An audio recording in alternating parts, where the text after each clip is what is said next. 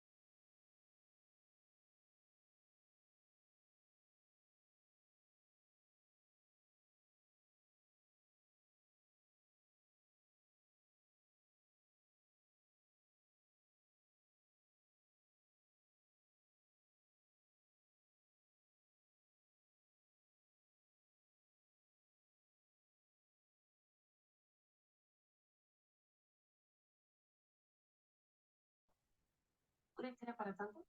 Sí.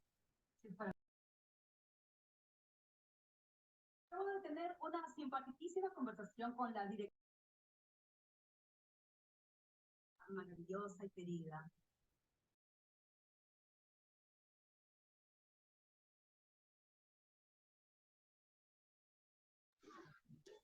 Muy buenas noches, queridas participantes. Ya somos 65 participantes en este momento. Pues quiero agradecer a cada una de ustedes por estar conectadas en este día. Es nuestra segunda clase. Sí me logran ver, ¿verdad? ¿Me pueden confirmar, por favor? Buenas noches, sí se puede observar. Perfecto, muchas gracias. Buenas noches, Paulina, Inés. Buenas noches a cada una de ustedes que se están conectando el día de hoy, que es nuestra segunda clase, ¿sí?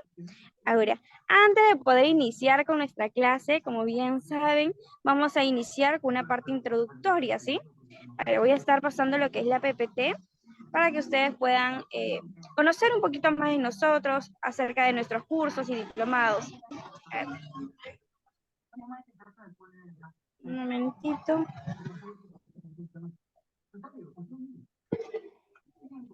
A ver, voy a pasar para la segunda PPT.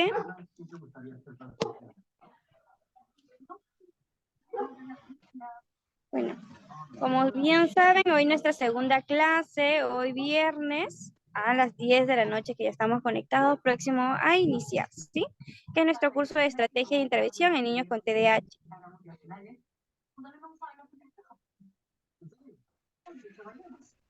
Ahora, así también, en este caso, me gustaría invitarlos a cada una de ustedes de que puedan seguirnos a través de nuestras cuentas, como tenemos en Facebook, Instagram, TikTok, y nos pueden seguir como @xedu.oficial, ¿sí? Ya contamos con más de 22,000 seguidores en nuestra página. Ahora, ¿quiénes somos nosotros? ¿Quiénes somos en sí? Nosotros somos somos Holding 7.5, que es un consorcio educativo con más de 5 años de experiencia impartiendo educación de calidad a profesionales del rubro educativo y psicológico. Nosotros contamos con el convenio con SPED, Accedu, Olimpia, FLAS, Latam y Gestores, ¿sí? Son nuestras marcas. Así también comentarles que contamos con diplomados. El diplomado que se está aperturando en el mes de enero es los siguientes. Indicarles que también contamos con lo que es el diplomado en estrategias de intervención en niños con TDAH. Todos los que se encuentran interesados en nuestros diplomados, pues pueden buscar, y bueno, estoy yo para poder brindarles toda la información correspondiente a los diplomados, ¿sí? Sí, también vamos a pasar. Ya, entonces ya como son las 10 de la noche, perdón, vamos a darle pase a nuestra ponente Adela, ¿sí? A ver, voy a darle el pase a nuestra ponente Adela. Un momentito, por favor. ¿Cómo están? Buenas noches. Buenas noches, ponente Adela, ¿cómo está?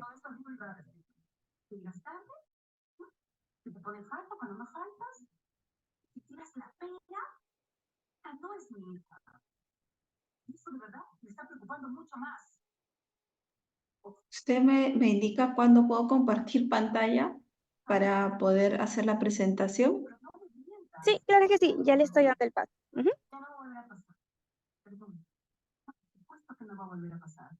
El lunes voy a ir a hablar con esa directora porque si es como tú me estás contando cosas que parecen pésimas, ¿Cómo están? Buenas noches. Vamos a iniciar. Esta es la segunda de las clases introductorias. Como ustedes saben, el tema que vamos a tocar es el de estrategias. Estrategias centradas sobre todo en la familia y en la institución educativa, en el colegio o de repente no es en el colegio, pero sí en la institución educativa preescolar, ¿sí? Así es. Por favor, sí, les pido a todos que silencien sus micros para así de repente no tener el ruido de las casas o escuchar conversaciones que son privadas, ¿no? Porque a veces eso pasa. Bien, vamos entonces a iniciar. La sesión pasada, que la tuvimos el día lunes, que iniciamos justamente con este grupo de conversaciones que vamos a tener esta semana, hablé acerca de por qué era tan importante recordar que en una intervención con una persona con TDAH, ¿sí? Sobre todo si estamos hablando de niños y de adolescentes, era importante el tener no solamente la terapia, ¿no? Con el niño, con la niña, con el adolescente, sino también que esa intervención debía ocupar a la familia, sobre todo a las personas que se encontraban al cuidado directamente del niño o de la niña o del adolescente, ¿sí? Ya habíamos conversado un poquito, recuerdo en aquella oportunidad acerca de que en esta época muchos papás no se encuentran a cargo de los niños o de los adolescentes, sino que de repente es el abuelito, la abuelita, ¿no? Las tías. Y en estos casos, entonces la intervención debe ocuparse de proporcionar las herramientas suficientes a esos familiares que están siendo cuidadores, ¿no? Y si no son los familiares, de repente una persona que está justamente a cargo del niño, ¿sí? Darles las herramientas para que puedan ejecutar una serie de acciones en casa que permitan que el niño vaya mejorando. Y también habíamos hablado sobre también el apoyo que debe recibir la institución educativa. Es decir, vamos a tener que trabajar con el eje de la familia, obviamente el especialista con sus sesiones de terapia de acuerdo a las características del caso, porque no todos los niños con TDAH presentan, ¿no? El mismo tipo de TDAH, ¿sí?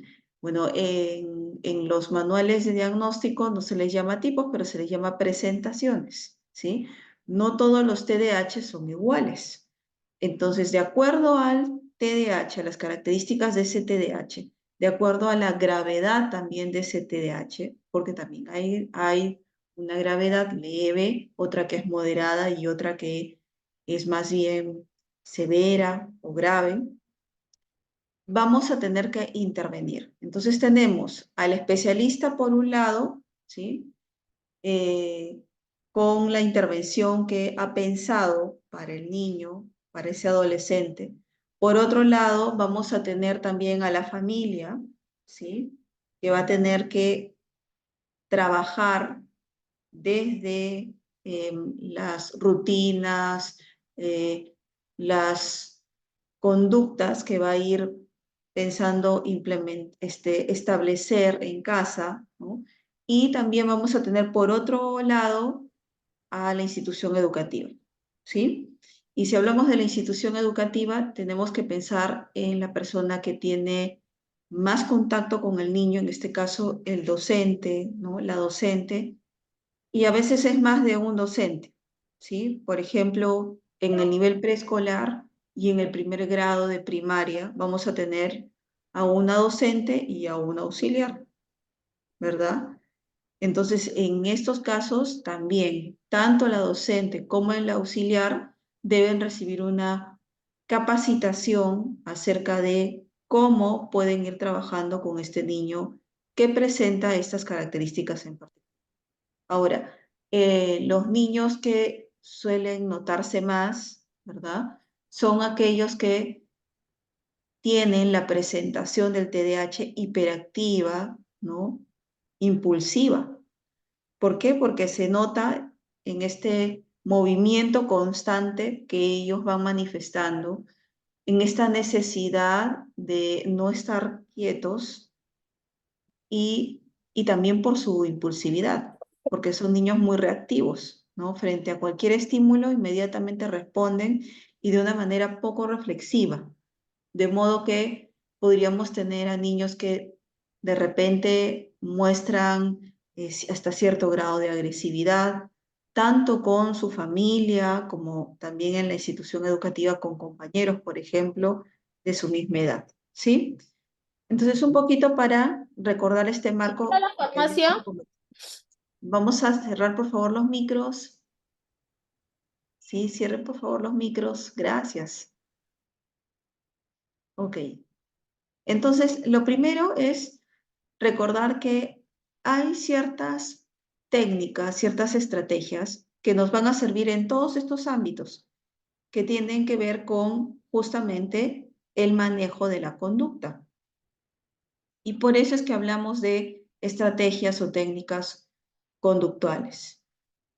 Cuando son pequeñitos, serán más conductuales y mientras vayan creciendo y su capacidad para reflexionar, para colocarse en el lugar del otro, se vaya agudizando, vamos a ir dando pase a técnicas, estrategias que son más de corte cognitivo-conductual, ¿sí? Entonces aquí lo importante es que todos los ámbitos en los que se vea inmerso este niño tengan como característica el que hay una capacitación de por medio. Hay información que se ha proporcionado y esa información va a servir para conocer mejor el caso de esta persona que tiene la condición de TDAH. ¿Sí?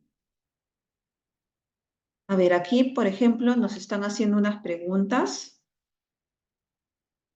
Nos pregunta una compañera, una participante, ¿cómo realiza la evaluación para determinar si el TDAH es leve, moderado, etcétera? Hay dos criterios, ¿sí? A la pregunta de nuestra compañera. El primer criterio, digamos, es el que nos arrojan las evaluaciones que, por ejemplo, miden atención, ¿sí?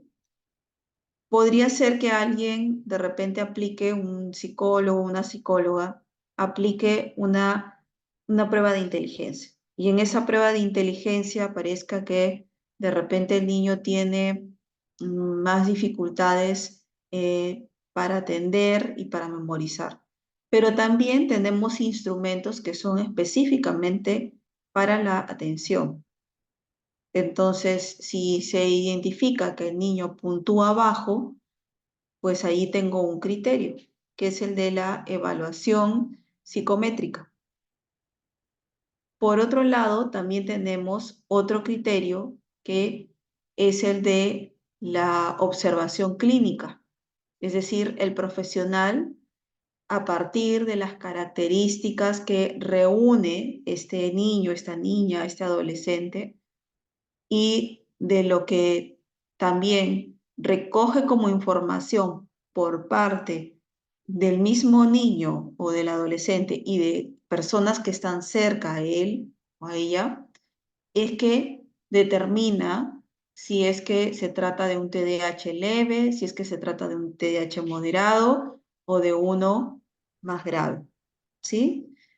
Y fíjense que cuando se trata de un TDAH moderado o de un TDAH grave, pues se va a precisar, por ejemplo, de la ayuda farmacológica. Es decir, en esos casos vamos a necesitar de un medicamento que pueda ayudar a este niño o a este adolescente a mejorar sus niveles atencionales.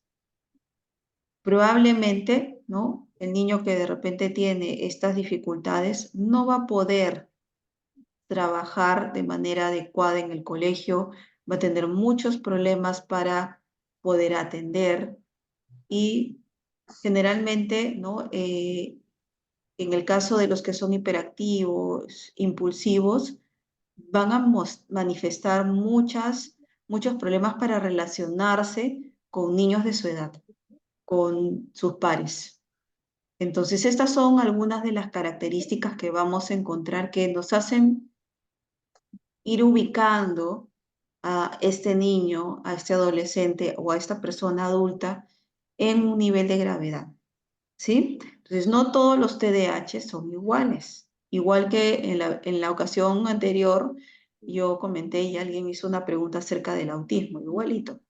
Las condiciones del neurodesarrollo no es que todos los que se encuentran bajo una etiqueta diagnóstica sean iguales. Eso de ninguna forma. Tienen sus singularidades. Para empezar, ¿no? Las presentaciones nos hablan de una predominancia de ciertos rasgos. Por eso se habla de un TDAH predominantemente inatento, por ejemplo, ¿sí? Un TDAH que es predominantemente hiperactivo impulsivo.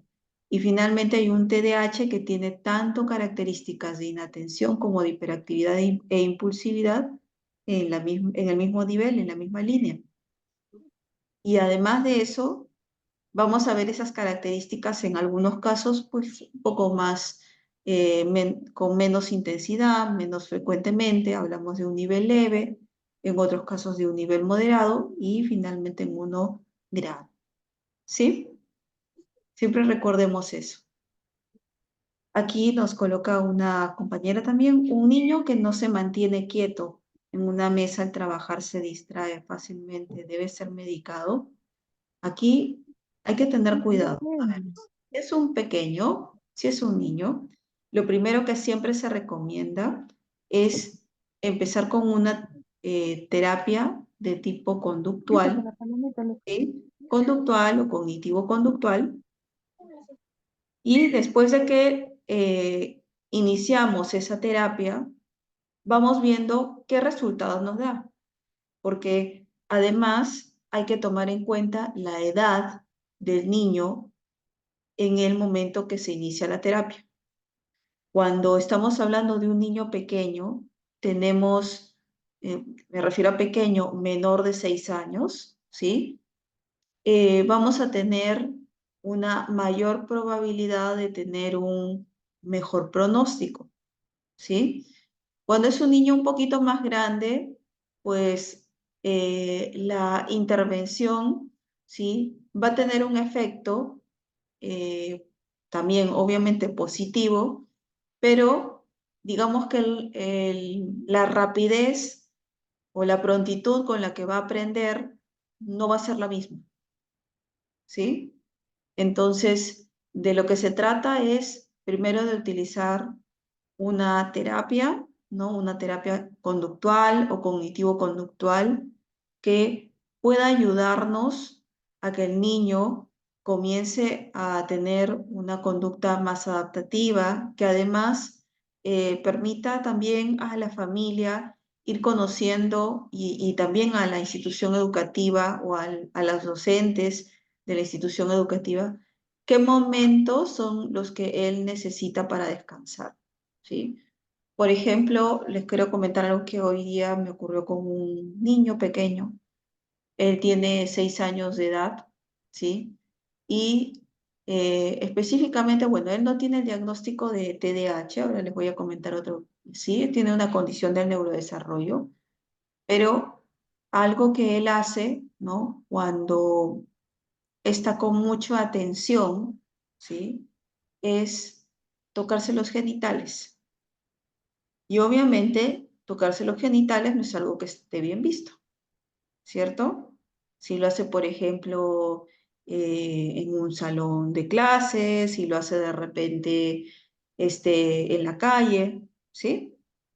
Pero es que el niño no se está tocando los genitales porque simplemente se le ocurrió, sino que ha encontrado que esa es una forma para él de disminuir su ansiedad.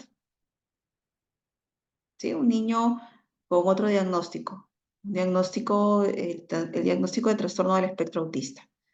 Entonces, este niño ha encontrado esa forma para bajar sus niveles de ansiedad. ¿Y cuando se pone ansioso? Se pone ansioso cuando de repente se le pone una tarea un poquito más compleja, una tarea un poquito más difícil, cuando se le pide algo que va a requerir de mayor esfuerzo, ¿sí? Ya. exactamente lo mismo pasa con los niños de TDAH. Cuando de repente les pedimos que hagan una actividad que demanda mucha atención, mucha concentración, mucha de su voluntad para poder terminar esa tarea, ¿sí? Llega un momento en el que se sobrecargan, ¿verdad? Y pues entran en un momento de crisis y de repente se ponen muy agresivos, gritan, lloran, ¿sí? Porque los frustra el tener esta sensación de que no pueden manejarlo, intentan hacerlo y no pueden, ¿sí?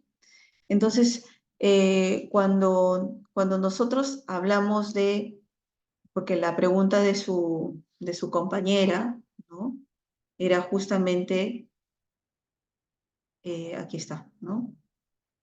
A ver, dice aquí, ¿no? Si el niño se distrae y fácilmente, si necesita ser medicado. Ahí la respuesta sería, depende.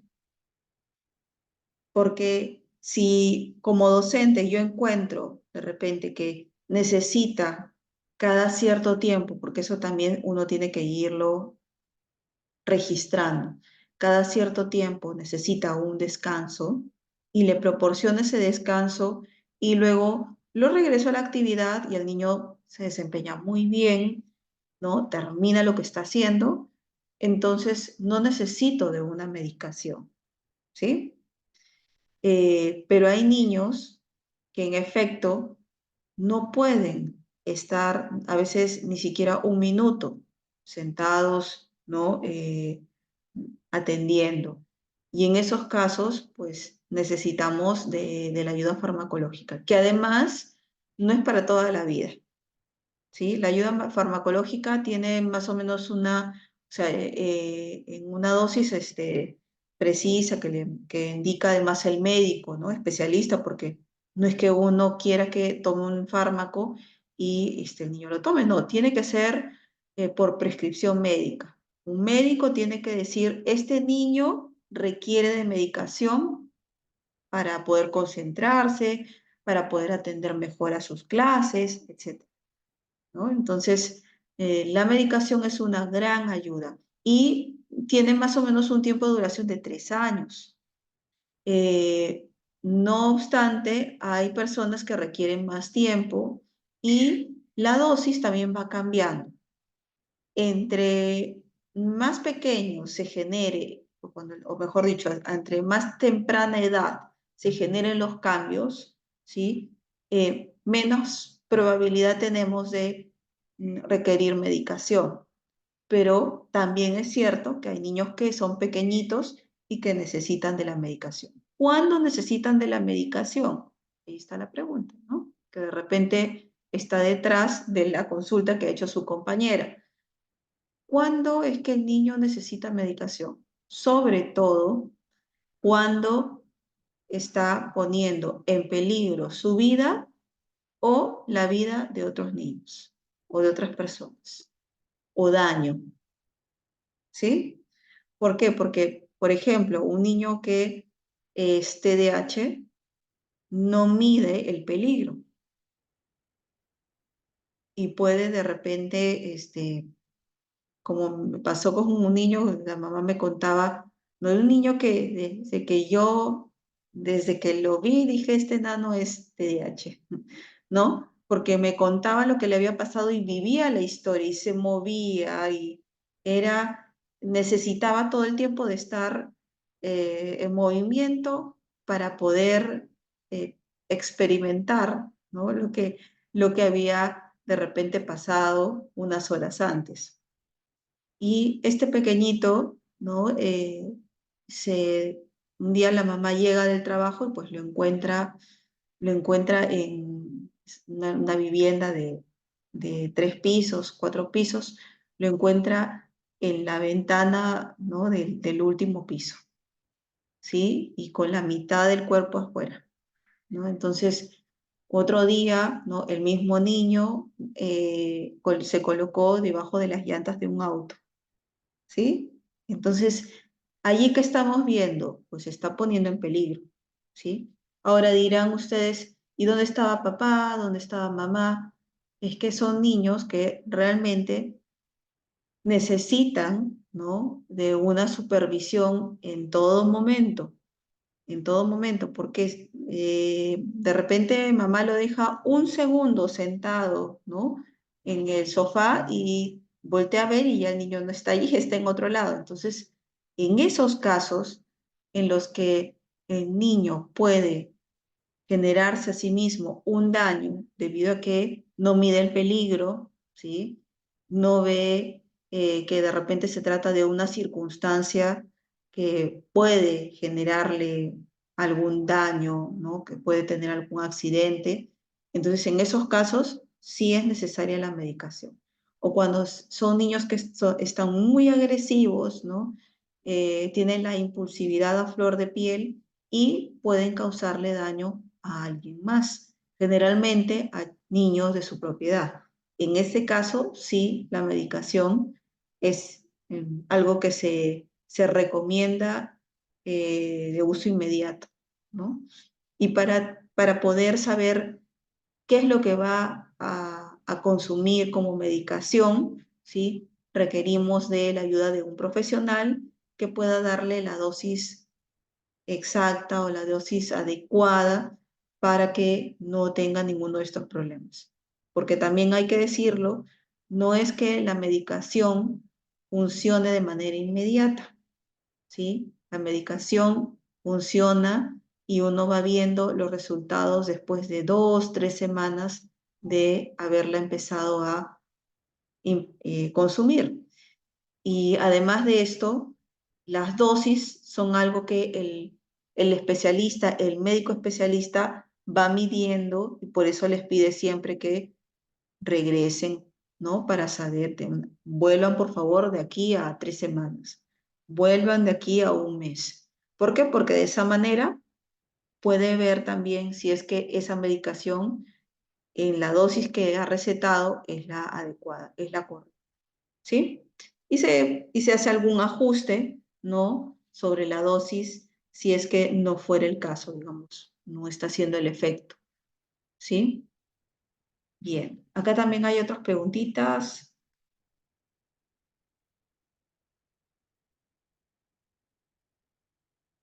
A ver, dice, ¿qué opina de tenerlo cargado de actividades, colegio, terapias, talleres? ¿Es adecuado? No, no es adecuado porque sobre todo es niño. ¿No? Es niño y necesita un tiempo para, por ejemplo, la recreación, para un tiempo como todos, ¿no? De ocio, para poder no solamente divertirse, sino crear, tener un tiempo para él, ¿sí? Eso es bien importante. Lo que sí es que la estructura de actividades, o sea, el ponerle un horario, ¿sí? Le permite avanzar en las tareas que tiene, las actividades que tiene de una forma más ordenada. Porque algo de lo que adolecen las personas con TDAH es que tienen dificultades para organizarse, tienen dificultades para planificar actividades. Entonces, el ponerle un horario, ¿no? O el planificar su agenda les permite tener esa estructura que requieren, porque de por sí, para ellos les es difícil hacer este trabajo de ordenar qué cosas tienen que hacer en el día. Peor aún, qué cosas tienen que hacer durante la semana. Entonces, una alternativa es darle todo muy estructurado y decirle que tiene una serie de actividades y que después de la actividad A sigue la actividad B y después de la B sigue la actividad C. ¿Sí? Bien, acá nos pregunta otra compañera.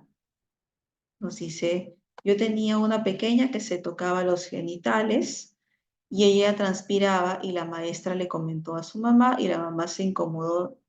Ajá, ¿de qué manera se le puede orientar?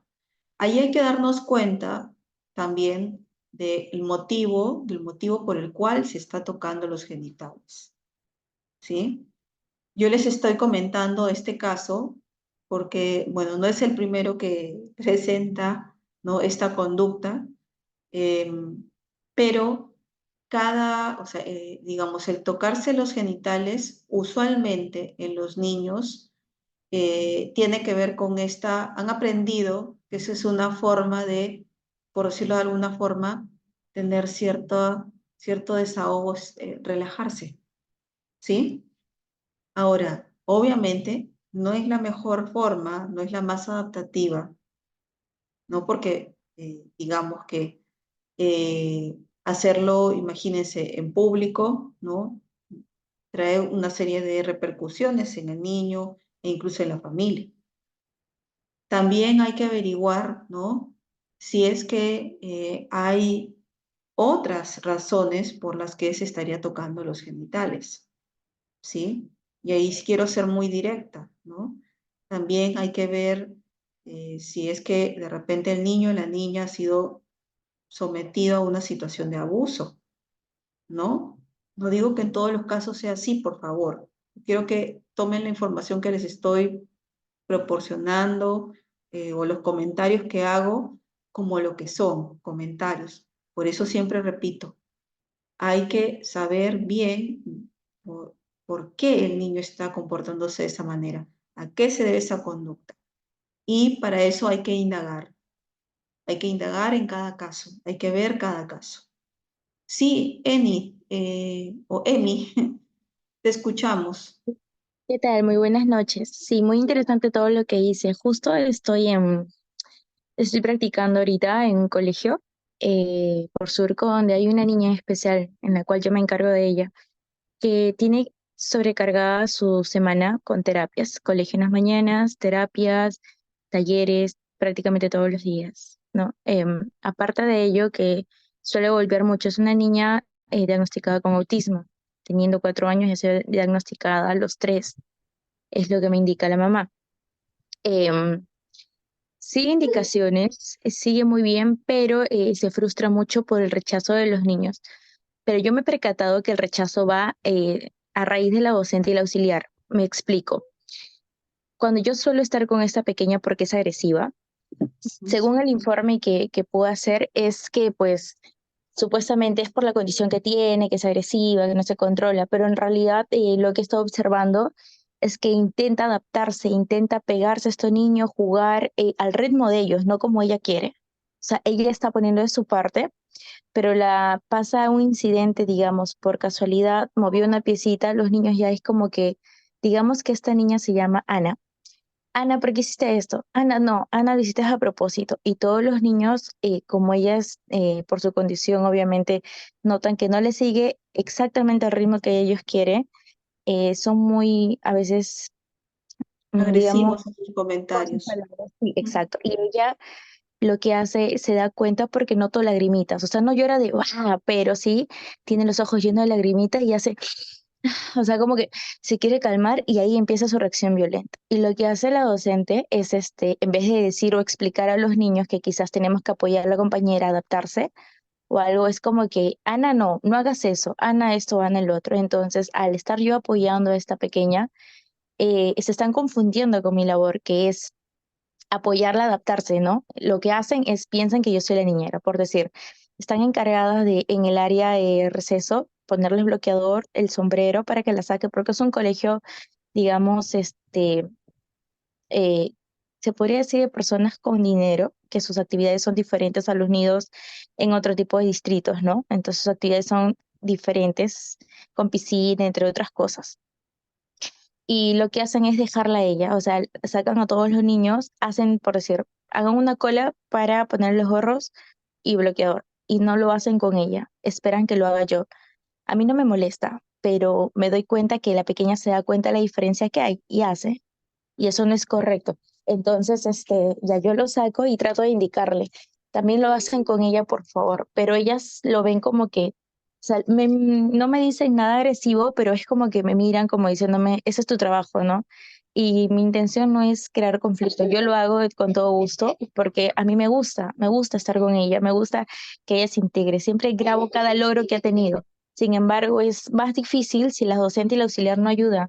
Se ha intentado hablar con el coordinador porque yo hablé con la mamá, en este caso, esta niña, pero el coordinador del colegio dice que sí están capacitados. Obviamente no están capacitados.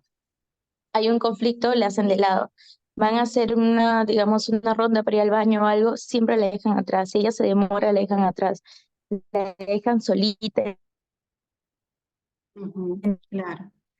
Allí, aunque sea de repente el Entonces, colegio, perdón, es que se escuchó entrecortado en una parte y pensé que ya habías, que habías terminado, pero sí, prosigue, prosigue. no, sí, lo voy escuchando. Hasta más o menos estoy resumiendo un poquito lo que he podido ver, que estoy un mes con ella. Pese a Ujú, que es un, supuestamente, no, todavía no hemos iniciado, perdón, la etapa escolar. Supuestamente estamos en un taller de verano, ¿no? Adaptaciones y así. Entonces, a la mamá el informe que le dan es, todo está bien, se adapta muy bien. Claro, es con mi apoyo. Lo que yo hago es, lo que habían acostumbrado la docente y la auxiliar es, cada vez que llora o tiene una crisis por lo que sucede, la llevan a la biblioteca porque ella le gustan mucho los libros. Pero ella ya se sabe todos los libros de memoria. El libro que le enseño se sabe todo de memoria. Y cada vez que llora ya sabe biblioteca. Entonces, más que tenerla con los demás, es como que tenerla todo el día en la biblioteca y tampoco es esa la función. ¿No? No es lo adecuado, la tienen aislada, incluso llegaba a agredir a la auxiliar y agredir a la docente. claro. Incluso no quiere que la docente dé la clase, ella quiere que yo dé la Ujú, clase, que yo esté con ella.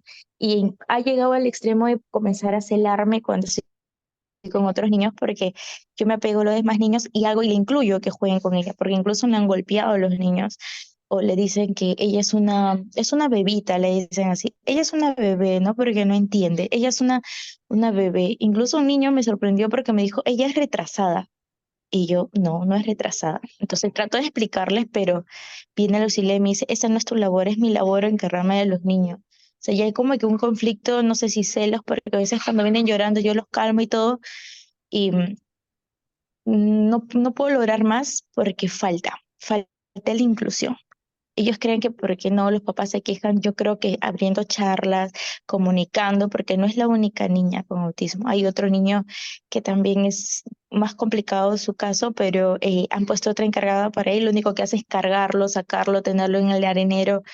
Como que es más fácil cumplir la función de niñera que ayudarlos a adaptarse, ¿no? A ver un cambio porque yo créeme que me lleva golpes, me lleva arañazos, me ha tirado cabezazos, pero es parte de, tengo que ser delicada y ayudarla.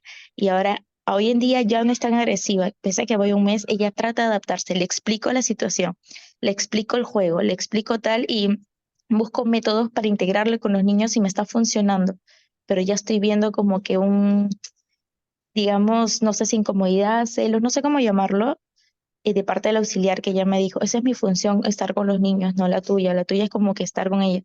Le digo, es que en realidad lo que buscamos es el bienestar de todos los niños, ¿no? Entonces ya hay falta de inclusión, de empatía, de todo prácticamente en el colegio, sin embargo ellos presumen tenerlo, pero no, no es así, pues tampoco es como que ponerme a pelear con el colegio, avisarle a todos los papás que tengan cuidado, y es más complicado. Entonces simplemente trato de apoyar, pero es más difícil con ese desenvolvimiento que está dándose al menos en el aula de 4 añitos, ¿no? Y es ok. El tema de inclusión es uno de los que vamos a tocar justamente en el diplomado, pero sí, o sea, hay varias instituciones que presumen ser inclusivas, pero en realidad no lo son. Eh, y bueno, hay otras instituciones que simplemente niegan el ingreso a cualquier niño neurodivergente, ¿no? Eso es muy común, siempre lo comento. De repente la vacante desaparece misteriosamente, ¿no? Hay una vacante y después cuando se menciona que el niño tiene una condición del neurodesarrollo, pues y ya todos los cupos están, están ya tienen algún niño, ¿sí? Y y esto es porque no tienen personal que se encuentre capacitado, ¿sí?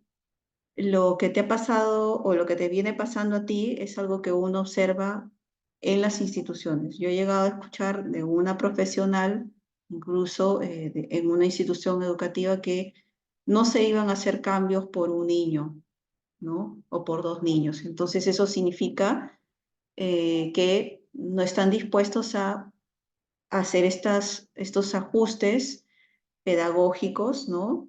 Que son importantes. Las adaptaciones, que pueden ser adaptaciones pedagógicas, en otros casos adaptaciones curriculares o de acceso, son algo que actualmente debe realizar la institución educativa en todos los niveles. No obstante, sabemos que no es así. Y yo lo que te recomendaría, estimada Emi, es que, bueno, en este momento tu labor es seguir cuidando, ¿no es cierto?, velando por esta pequeña, pero de que también converses con la familia para ver la pertinencia de permanecer en una institución con esas características. Porque finalmente los niños van resintiendo todo esto y no es favorable, ¿sí? Lo mejor sería que la institución tenga una cultura inclusiva que justamente permita que todos los niños conozcan a esta pequeña, que le vamos a llamar como tú lo has hecho, Ana, que la conozcan y que sepan que así como Ana puede aprender de ellos también pueden aprender de Ana. Pero eso no se está llevando a cabo y por esa razón es que tú tienes estas dificultades en el trabajo, ¿no? Tú estás poniendo de tu parte, pero lamentablemente no hay tampoco una respuesta por parte de la institución o de las personas que en el ambiente donde tú trabajas representan a esa institución, que son la profesora y la auxiliar. ¿Sí? Bien, vamos a Claro. avanzar un poquito. ¿Sí? Bien, Emi. Vamos a ir viendo esto y ahorita les voy a dar la palabra a Rosita y otras personas que están levantando la mano. Acá nos pone, lo más extraño es que este colegio sí acepta e incluso ofrece terapia. Sí, pasa en las instituciones educativas que se promocionan de alguna forma de esa manera, ¿no? Sí. Acá dice, sí, eso me pasó buscando colegio para un niño con TEA, efectivamente. Los niños con TEA son los que siempre los papás suelen sufrir mucho para encontrarles una institución educativa. En el caso de los niños con TDAH hay otras formas, ¿sí? Que son un poco más veladas, por decirlo de alguna manera. Acá... sí, es que justamente falta mucha información acerca de cómo se puede llevar a cabo una inclusión. Acá nos pone una compañera, lo que dice, en los colegios los maestros no hacen adaptaciones pedagógicas y es muy triste. Para el caso de los niños con TDAH, paréntesis, ¿sí? El docente tiene que hacer adaptaciones pedagógicas, más aún si es que se identifica que es un niño que está presentando características moderadas, ¿no? O que lo hacen corresponder a un TDAH moderado o a un TDAH grave. Entonces, en ese caso, o sea, las adaptaciones son indispensables. Las pedagógicas, ¿sí? Hay otros tipos de adaptaciones. A ver, acá también nos colocan, no tengan personal capacitado, sí. Bueno, eso es una realidad en nuestro país. Algunos pueden hacer home school también. ¿Sí? Bien. Vamos a avanzar un poquito. No se preocupen, Rosita y Mónica, mantengan la mano levantada. Luego vamos a comentar.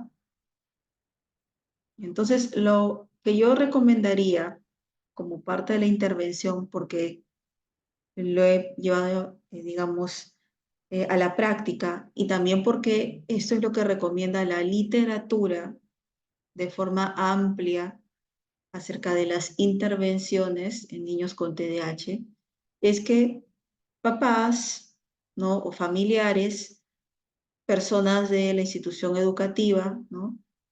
Se conviertan en pequeños terapeutas. Es decir, tienen que aprender algunas estrategias, algunas técnicas conductuales para poder ayudar a ese niño, ¿sí? Dependiendo, y las estrategias, ¿no? Van a depender de las características del caso, ¿sí? Entonces, por ejemplo, ¿no? En el caso de un colegio, de una institución educativa, vamos a tener que trabajar en el manejo conductual en el aula, ¿sí? Y obviamente en la capacitación por parte de la organización. Esto quiere decir que el docente, la docente, el auxiliar también, o el auxiliar tienen que encontrarse capacitados para poder llegar a ese niño, para poder atender las necesidades de ese niño. Y también hay que decirlo, la familia tiene que ser muy cuidadosa al momento de escoger una institución. Si estamos hablando de una institución que tiene muchos niños, ¿sí? De repente estoy hablando en el nivel inicial, ¿sí? O en el nivel inicial, un salón en donde de repente hay 20 pequeños, los pequeños de por sí requieren de mucha atención. Y tengo a una profesora y a una auxiliar, es poco probable que esta profesora o esta auxiliar se puedan encargar a cabalidad de los 20. Y por tanto, si es que hay un niño que requiere de una mayor ayuda, ¿no? Como por ejemplo el caso de un niño TDAH, no van a poder atender a esa necesidad, ¿sí? Incluso cuando de repente tengan todo el deseo de hacerlo. Pero un número elevado de estudiantes hace que la educación, ¿no? La instrucción y obviamente el cuidado sea menos personalizado. Y esto influye negativamente en el trabajo que se vaya a hacer con el niño, ¿sí?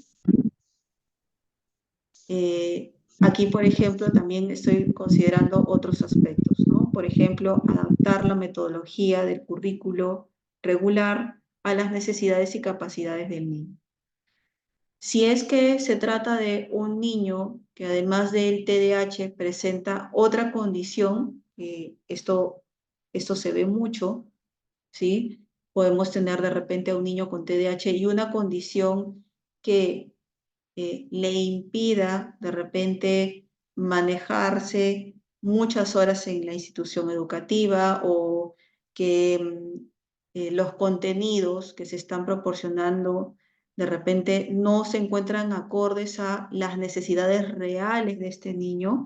Entonces, de todas formas, tiene que haber un ajuste en el currículo, es decir, tiene que haber una adaptación curricular. Pero lo que usualmente pasa con los niños con TDAH, que obviamente no tienen estas condiciones, ¿sí? Porque no tienen una condición que le impida llevar todo el contenido del currículo, es que lo que necesitan es tener el mismo contenido que el resto de sus compañeros, pero presentado de una manera diferente. Y en este caso vamos a hablar de una adaptación de tipo pedagógica, ¿sí? De los niños con TDAH requieren de adaptaciones pedagógicas, ¿sí? De ser necesario, pues se utilizará una evaluación diferenciada. La evaluación diferenciada no quiere decir una evaluación más fácil, ¿no? No quiere decir una evaluación sin contenidos o de repente sin una parte de ese contenido que el resto de los educandos sí tienen, ¿no? Sino se trata de hacer una evaluación que se ajuste a la forma en la que este niño puede responder. Si es que es una prueba, por ejemplo, estoy pensando en un niño de primaria, una evaluación, una prueba con un montón de texto y pregunta, respuesta, ¿sí? Entonces, ¿qué va a pasar con el niño? Pues se va a agotar, se va a cansar y en un momento, cuando ya sus niveles atencionales no le permitan seguir respondiendo, se va a frustrar y va a abandonar la prueba, ¿sí? Entonces, tiene que esa evaluación encontrarse ajustada, ¿no? Ser una prueba flexible que le permita al niño también concluirla, ¿no? Para ello, pues, algo que puede ser recomendable es que haya una sección donde tenga que rellenar o contestar con una respuesta más larga y por otro lado, ¿no? En otra sección podría utilizar la opción múltiple, ¿no? Para responder, por ejemplo, ¿sí? También la coordinación o la conversación constante de los papás o de la familia con los docentes es bien importante. A veces hay docentes que ni están enterados, ¿no? De decir qué cosa es lo que el niño hace en terapia, por ejemplo, ¿no? Algo que siempre el profesional debe solicitar a las familias es que se establezca una fuerte relación de comunicación con la institución educativa. Y a mí me ha pasado que de repente la profesora ni sabía de mi existencia, entonces exigir esto, ¿no? Si yo estoy brindando este apoyo, este servicio, para que realmente tenga el efecto que estamos deseando, necesitamos involucrar también a la docente, ¿no? Esta comunicación constante es algo que no debe faltar en cualquier intervención con un niño con una condición del neurodesarrollo, ¿sí?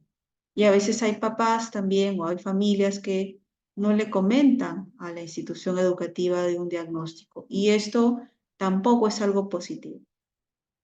A veces lo hacen porque quieren evitar que el niño sea estigmatizado, ¿verdad? Que el niño de repente sea catalogado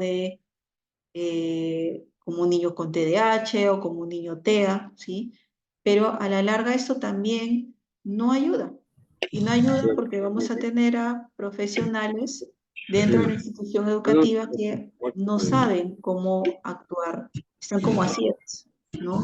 ¿Qué cosa es lo que pueden hacer si es que de repente se les está diciendo otra cosa, ¿sí? No, es que en realidad no tiene ningún diagnóstico. No, el niño es, como suelen decir, no es un niño normal. Es un niño normal, entonces que el niño siga de esta forma en la institución. Y obviamente el profesor, la profesora notan que hay una respuesta diferente en ese niño, que necesita de un apoyo también distinto, pero si no cuentan tampoco con la sinceridad de la familia, pues allí estamos empezando mal y esto pues no va a ayudar finalmente al niño, ¿no? O sea, porque tenemos que pensar que esta buena comunicación, este diálogo, este acordar el cómo vamos a trabajar con el niño, redunda positivamente en el pequeño. Y si no lo hacemos, entonces no vamos a tener todo esto que puede ser tan beneficioso. Mónica, querías hacer una consulta o de repente un comentario. Muy buenas noches, muy buenas noches. Muchísimas gracias por toda la información que nos está brindando. Dale las gracias. Quería hacerle un comentario. Mire, yo soy bachiller en psicología. Yo tengo actualmente 57 años, voy a cumplir 58. Llevé muchos cursos de pedagogía y siempre me he inclinado por los niños pequeñitos, nivel inicial. Le voy a contar algo muy pequeño que me ocurrió el año pasado. Yo ingresé a un centro educativo, primero como auxiliar. Por cosas de la vida tuve que salir de otro centro educativo, en fin. Luego entré como docente del aula de 3 años y me encontré con dos niños. Un niño tenía muchas características ¿no? De un niño con una condición autista, eran dos chiquitines. Y cuando entré al centro educativo, la profesora que estaba en el aula de 3 años, como usted dice, ¿no? Lamentablemente hay desinformación, hay profesoras que no desean salir de su zona de confort, que con lo que se ha aprendido con eso se quedan. Y yo actualmente con la edad que tengo, le voy a ser muy sincera, cuando yo entré a este mundo de la pedagogía, ahora me doy cuenta que apliqué hace muchísimos años, porque ya tengo 30 años enseñando, muchas cosas que actualmente yo digo, ¿cuánto daño les he hecho a estos chiquitines? Porque ahora lo que yo he aprendido en años anteriores, ahora ahora totalmente, todo es totalmente distinto. Hay que tener mucho respeto por los niños, mucho amor y respeto. Tuve dos chiquitines, cuando yo entré al aula de 3 años, la profesora me dijo, tú ocúpate de ellos, ¿no? Entonces me dijo, porque son niños que no contestan. Y cuando los evalué con material gráfico, perdón, con material concreto, con juguetes, yo me di cuenta que uno de los niños me daba respuestas visual. Si bien es cierto, no cogía, no agarraba, no tenía lenguaje, pero me respondía visualmente. Me miraba, ¿qué color es? Enséñame cuál es la pelota roja. Miraba la roja. Entonces, tenemos que tener, en el momento de trabajar con los niños, tenemos que tratar siempre de irnos actualizando. Es un consejo de repente que yo ya tengo mis años y si usted me viera, yo con mis años me encanta actualizarme y así con los años que tengo me tiro al piso con los niños y juego mucho con ellos.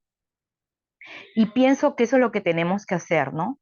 Darles mucho amor y jugar con ellos. Y mucha comunicación con el padre de familia, ¿no? Con mucho criterio, con mucha delicadeza, tratar de llegar a ellos, ¿no? Para que ellos poquito a poco, en la medida que ellos van aceptando que en su niño hay algo que no está bien, de esa manera, ellos van a poder ayudar al niño porque van a buscar la persona idónea. En este caso, yo los derivé a donde un neuropediatra, ¿no?